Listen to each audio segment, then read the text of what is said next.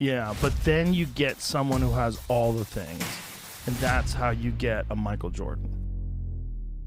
Danger is very real, but fear is a choice. North Carolina has won the 1982. Do you feel that Michael is the best ever? I think so. I think he's not only the best basketball player, but probably the greatest athlete that's ever played any sport. Greatest of all time. Champion.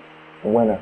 Michael Jordan is the best player ever. I thought Michael Jordan was Jesus Christ, like playing to be Michael Jordan. I swear to God, dog. Michael Jordan is in a class by himself, clearly superior to anybody else in the league. He's undoubtedly the greatest player in the game. They really didn't want to believe a man could actually fly, and he gave everyone that belief that for a little bit, maybe they could. He had no flaws. Michael Jordan was a killer. It didn't matter. He wanted to come in and kill you. There's just one thing in watching him play, and then there's another thing in playing against him. His technique was flawless.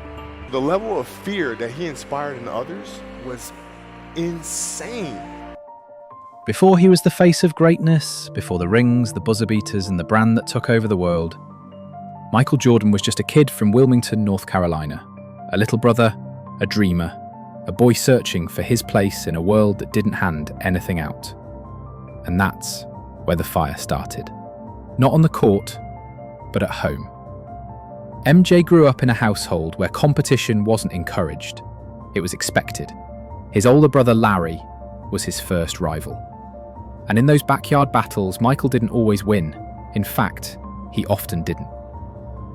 That stung, but it didn't break him, it molded him. From an early age, he learned that in order to matter, to really matter, you had to earn everything. It wasn't about talent, it was about will. Then came the story everyone knows, or thinks they do. As a sophomore at Laney High School, Jordan was cut from the varsity team. Most people twist the tale, say it was a failure. But really, he was just a young kid who hadn't physically caught up yet. Still, he took it personally, deeply. That rejection didn't just sit with him, it lived in him. He went home that day and cried. And then he got to work. From that moment on, every slight, real or imagined, became fuel. Every day was a battle to prove someone wrong. Not just the coach, not just the doubters, but even himself. Jordan made varsity the next year and didn't just improve, he exploded. Then came the University of North Carolina. Under legendary coach Dean Smith, MJ learned control, structure, teamwork. But he never lost the edge, the killer instinct stayed tucked just beneath the surface. In 1982, with a national championship on the line, it was freshman Michael who took and hit the game winner. Michael Jordan's obsession didn't come from greatness. His greatness came from obsession. From a spark in his youth, fueled by rejection, rivalry, and the hunger to be more. And once it was lit, he never let it go out. When Michael Jordan entered the NBA in 1984, he wasn't just a rookie, he was a storm. Flashy, fearless, and already ferocious. From his very first game with the Chicago Bulls, it was clear this wasn't just talent, this was intent. Jordan didn't come to entertain, he came to dominate. And for him, domination wasn't just about points, it was about control. MJ's scoring was electric. 30 points a night as a rookie, highlight dunks, no-look finishes. The league hadn't seen anything like him. But what people didn't understand, because Michael didn't just want to win, he had to. Losing wasn't just disappointing, it was offensive. It made his skin crawl. And every time it happened, he took it personally. Not as a team failure, but as a personal insult. It meant someone had gotten the better of him, and he couldn't live with that. That's when the killer instinct began to take shape. Jordan turned games into battlegrounds. Every possession was a war. Every defender was an enemy. He didn't just want to beat you, he wanted to bury you. And when he did, he'd let you know. With a look, a shrug, a few well-placed words you wouldn't forget. And the scary part? He never turned it off. He brought that same fire to practice, to workouts, to team buses. If you were on his team, you weren't safe either. Because MJ didn't care about friendship. He cared about standards. If you weren't pushing hard enough, he'd let you know. If you slacked, he'd come at you. Not out of hate, out of expectation. Because he knew where he was going, and he wasn't dragging anyone there. You either kept up, or you were in the way. Jordan's killer instinct wasn't natural, it was trained.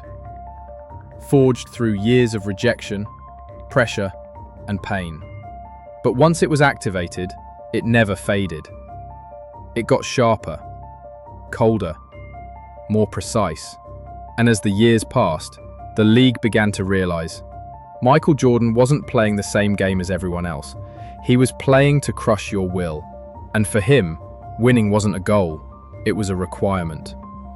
Michael Jordan didn't need you to hate him, but if you gave him a reason, even the smallest one, he'd use it like gasoline on fire. He wasn't just a scorer, he was a psychological weapon. His greatest gift, even more than his hang time or his footwork, was how quickly he could turn any slight, real or imagined, into motivation. He made everything personal. One night, LaBradford Smith, a little-known player for the Washington Bullets, scored 37 points on Jordan's Bulls. The story goes, Smith walked up after the game and said, "Nice game, Mike." Jordan didn't like that. The next night, in a back-to-back against the same team, MJ dropped 36 points in the first half. The Bulls blew them out. After the game, Jordan revealed the truth. Smith never said it. Jordan made it up, just to ignite himself. This was how he operated. Jordan's mental warfare didn't stop with opponents. He used it on teammates too. If you were soft, he exposed you. If you talked back, he tested you. He'd tell rookies exactly how he was going to destroy them, and then do it, play for play. He wanted you broken before the tip-off. He didn't want to compete, he wanted to own your mind. That's what separated him. It wasn't just skill. It was the ability to crawl into an opponent's head, flip a switch, and make them second-guess everything. Every mistake they made felt intentional. Michael Jordan wasn't just a great player. He was demanding, unforgiving, and sometimes cruel. He didn't just lead his teammates. He pushed them, broke them, challenged them in ways that blurred the line between leadership and psychological warfare. Because to Jordan, greatness wasn't about talent. It was about toughness. Bill Cartwright, Scott Burrell, Horace Grant, all names in stories where Jordan crossed lines, got loud, even got cruel. But those Bulls teams, they won. 6 championships, 2 three-peats. And many of those same players would later admit they wouldn't have won without him. Because Jordan didn't lead with comfort, he led with fire. The price of that greatness? It was isolation. Michael wasn't one of the guys. He didn't want to be. His friends weren't in the locker room. They were in his inner circle. Small, private, guarded. On the court, his teammates were tools. Not in a disrespectful way, in a mission-first way. He respected effort. But if you didn't rise to his standard, he'd let you know. Loudly, repeatedly. Jordan wasn't chasing money. He was chasing dominance. Winning, in any form, was his drug. And losing, it was poison. His competitiveness was legendary and borderline compulsive. Teammates would tell stories of MJ turning friendly card games into battlegrounds. The stakes didn't matter. It could be $1,000 or a few bucks. Jordan's focus never changed. He didn't care what you were playing. He cared who walked away on top.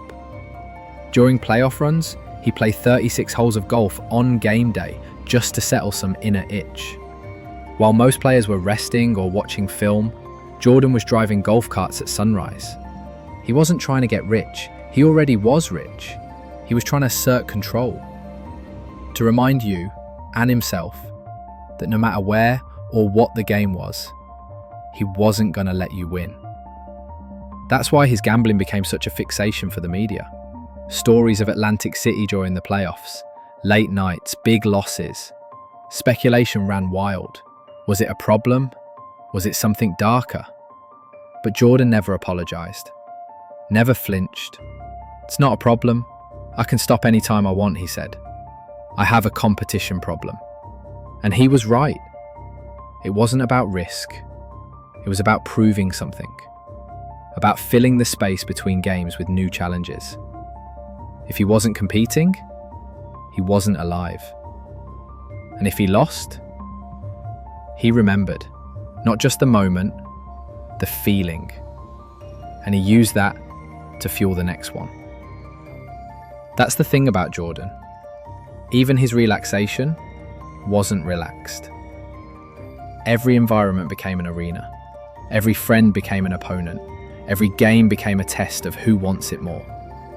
Because for him, competition wasn't an event. It was a condition. And the scoreboard? It was everywhere. But greatness, for him, was never about stats. It was about standard. About refusing to let anything, fatigue, fear, failure, dictate his outcome. He didn't just beat opponents physically. He beat them psychologically. And he did it over and over until there was nothing left but silence. Even after retirement, his shadow still looms. You see it in how players train, in how they talk, in how they compete. Kobe Bryant called it the Mamba mentality, but he got it from MJ, the blueprint for competitive obsession. LeBron, KD, Giannis, all different styles, but all chasing that same edge Jordan lived in. And yet, there's something uniquely unreachable about MJ, something no one else has fully replicated. Because what drove him wasn't just love for the game. It was something darker, something deeper, a need to be better. Not just better than you, better than himself yesterday. The Last Dance showed the world what his teammates already knew, that Jordan wasn't trying to be liked. He was trying to win at any cost. And while it inspired millions, it also forced a question. Can greatness exist without that kind of ruthlessness?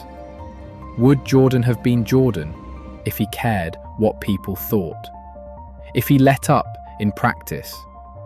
If he forgave a little faster, let things go a little easier? Maybe, but probably not.